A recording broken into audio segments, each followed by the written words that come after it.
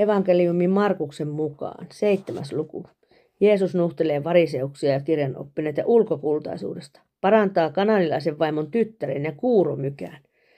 Ja fariseukset ja muutamat kirjanoppineet, jotka olivat tulleet Jerusalemista, kokoontuivat hänen luokseen. Ja he näkivät, että muutamat hänen opetuslapsistaan söivät leipää epäpuhtailla. Se on pesemättömillä käsillä.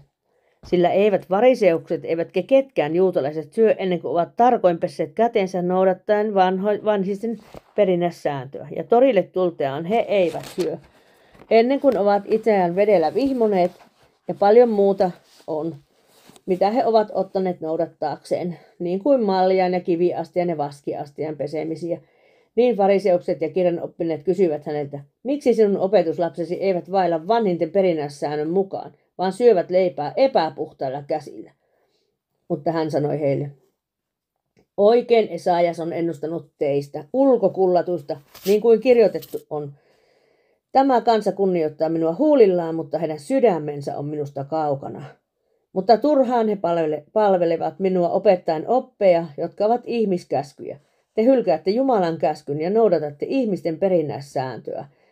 Ja hän sanoi heille, hyvin te kumoatte Jumalan käskyn noudattaaksenne omaa perinnäissääntöänne, sillä Mooses on sanonut, kunnioita isäsi ja äitiäsi, ja joka kiroaa isänsä tai äitiänsä, sen pitää kuolemalla kuoleman. Mutta te sanotte, että jos ihminen sanoo isälleen tai äidilleen, se, minkä sinä olisit saava minulta hyväksesi, on korban, se on uhrilahja.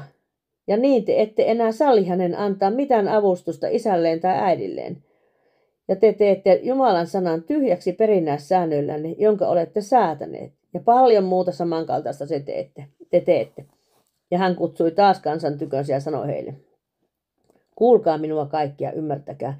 Ei mikään, mikä ihmisen ulkopuolelta menee hänen sisäänsä, voi häntä saastuttaa, vaan mikä ihmisestä lähtee ulos, se saastuttaa ihmisen. Jos jollakin on korvat kuulla, hän kuulkoon. Ja kun hän kansasta erottuaan oli mennyt erääseen taloon, kysyivät hänen opetuslapsensa häneltä sitä vertausta. Ja hän sanoi heille, niinkö ymmärtämättömiä tekin olette? Ettekö käsitä, ettei mikään, mikä ulkoapäin menee ihmiseen, voi häntä saastuttaa? Sillä se ei mene hänen sydämeensä, vaan vatsaan ja ulostuu. Niin hän sanoi kaikki ruuat puhtaiksi. Ja hän sanoi, mikä ihmisestä lähtee ulos, se saastuttaa ihmisen, sillä sisästä ihmisen sydämestä lähtevät pahat ajatukset, haureudet, varkaudet, murhat, aviorikokset, ahneus, häijyys, petollisuus, irstaus, pahan suonti, Jumalan pilkka, ylpeys, mielettömyys. Kaikki tämä paha lähtee sisästä ulos ja saastuttaa ihmisen. Ja hän nousi ja lähti sieltä Tyyron ja Siidonin alueelle, ja hän meni erääseen taloon, eikä tahtonut, että kukaan saisi sitä tietää, mutta hän ei saanut olla salassa.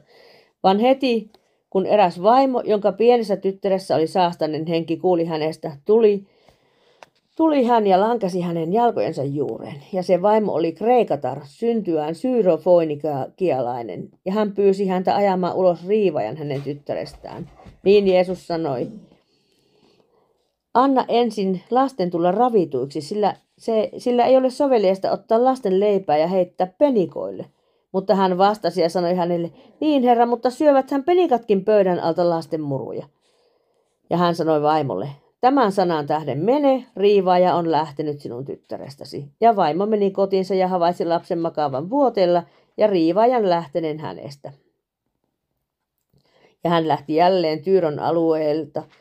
Ja kulkien Siidonin kautta tuli Galilean järven ääreen Dekapolin alueen keskitse. Ja hänen tykönsä tuotiin kuuro, joka oli melkein mykkä, ja he pyysivät häntä panemaan kätensä hänen päälleen. Niin hän otti hänet erilleen kansasta, pisti sormensa hänen korviinsa, sylki ja koski hänen kielensä. Ja katsahti ylös taivaaseen, huokasi ja sanoi hänelle, Effata, se on aukene. Niin hänen korvansa aukenivat ja hänen kielensä side irtautuu ja hän puhui selkeästi. Ja Jeesus kielsi heitä sitä kenellekään sanomasta, mutta mitä enemmän hän heitä kielsi, sitä enemmän he julistivat. Ja ihmiset hämmästyivät ylemmäärin ja sanoivat, hyvin hän on kaikki tehnyt, kuurot hän saa kuulemaan ja mykät puhumaan. 8. luku. Jeesus ravitsee 4000 miestä, kieltäytyy antamasta merkkiä taivaasta, varoittaa opetuslapsiaan fariseusten ja Herodeksen hapatuksesta, parantaa sokean miehen Betsaidassa. Pietari tunnustaa Jeesuksen Kristukseksi ja Jeesus ilmoittaa edeltäpäin kärsimisensä, puhuu seuraajiensa itsensä kieltämisestä ja tulemuksestaan. Niinä päivinä, kun paljon kansaa taas oli koolla, eikä heillä ollut mitään syötävää, kutsui hän opetuslapsensa tykönsä ja sanoi heille, minun käy sääliksi kansaa, sillä he ovat jo 3 päivää olleet minun tykönäni, eikä heillä ole mitään syötävää. Ja jos minä lasken heidät menemään syömättä kotiinsa, niin he näätyvät matkalla, sillä muutamat heistä ovat tulleet kaukaa. Niin hänen opetuslapsensa vastasivat hänelle, mistä täällä erämaassa kukaan voi saada leipää näiden ravitsemiseksi. Hän kysyi heiltä, montako leipää teillä on? He sanoivat 7. Silloin hän käski kansan asettua maahan. Ja hän otti ne 7 leipää, kiitti, mursi ja antoi opetuslapsilleen, että he panisivat ne kansan eteen, ja he panivat. Heillä oli myös joitakuita kalasia, ja siunattuaan ne hän käski panna nekin kansan eteen. Niin he söivät ja tulivat ravituiksi. Sitten he keräsivät jääneet palaset 7 vasullista. Ja heitä oli noin 4000, ja hän laski heidät luotansa. Ja kohta hän astui opetuslapsineen venheeseen ja meni Dahmanutaan seudulle. Ja fariseukset lähtivät sinne ja rupesivat väittelemään hänen kanssaan ja vaativat häneltä merkkiä taivaasta, kiusaten häntä. Niin hän huokasi hengessään ja sanoi, miksi tämä sukupolvi vaatii merkkiä? Totisesti minä sanon teille, tälle sukupolvelle ei anneta merkkiä. Ja hän jätti heidät ja astui taas venheeseen ja lähti pois toiselle rannalle. Ja he olivat unhottaneet ottaa mukaansa leipää, eikä heillä ollut muassaan venheessä enempää kuin 1 leipä. Ja hän käski heitä sanoen, varokaa ja kavahtakaa fariseusten hapatusta ja Herodeksen hapatusta. Niin he puhuivat keskenään siitä, ettei heillä ollut leipää. Kun Jeesus huomasi sen, sanoi hän heille, mitä puhutte siitä, ettei teillä ole leipää? Ettekö vielä käsitä, ettekö ymmärrä? Onko teidän sydämenne paatunut? Silmät teillä on, ettekö näe, ja korvat teillä on, ettekö kuule, ja ettekö muista. Kun minä mursin ne 5 leipää 5000, kuinka monta vakaan täyttä palasia te keräsitte? He sanoivat hänelle 12. Ja kun minä mursin ne 7 leipää 4000, kuinka monta vasun täyttä palasia te keräsitte? He sanoivat 7. Niin hän sanoi heille, ettekö vieläkään ymmärrä? Ja he tulivat Betsaidaan. Ja hänen tykönsä tuotiin sokea, ja he pyysivät, että hän koskisi häneen. Niin hän tarttui sokean käteen, talutti hänet kylän ulkopuolelle, sylki hänen silminsä ja pani kätensä hänen päälleen ja kysyi häneltä, näetkö mitään? Tämä katsahti ylös ja sanoi, näen ihmiset, sillä minä erotan käveleviä, ne ovat puiden näköisiä. Sitten hän taas pani kätensä hänen silmilleen, ja nyt mies näki tarkkaan ja oli parantunut ja näki kaikki aivan selvästi. Ja hän lähetti hänet kotiinsa sanoen, älä edes poikkea kylään. Ja Jeesus lähti opetuslapsineen Filippuksen Kesarean kyliin. Ja tiellä hän kysyi opetuslapsiltaan ja sanoi heille, kenen ihmiset sanovat minun olevan?